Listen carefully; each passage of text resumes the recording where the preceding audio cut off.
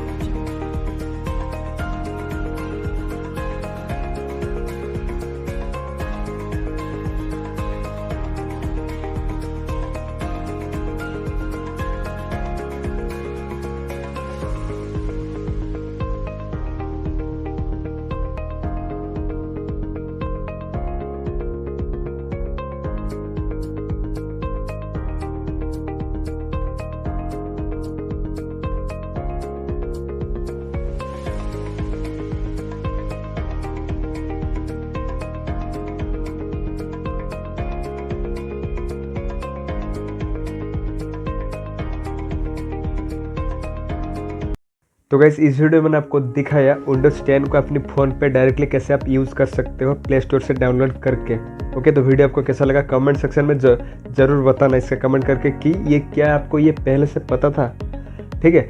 और ये चीज़ आप अभी अप्लाई करना और अपने दोस्त को भी ये वीडियो ज़्यादा से ज़्यादा शेयर करना, चैनल को भी सब्सक्राइब करना ज़रूर करना, ठीक है। तो बहुत लोग ऐसे होते हैं जो सब्सक्राइब करते हैं तो देखते नहीं वीडियो, तो वीडियो देखना गाइस। मैं आपको ऐसे चीज़ बताऊंगा जो कि आपको कोई भी इंस्टीट्यूट नहीं सिखा सकते हैं, ओके। तो थैंक यू वेरी मच।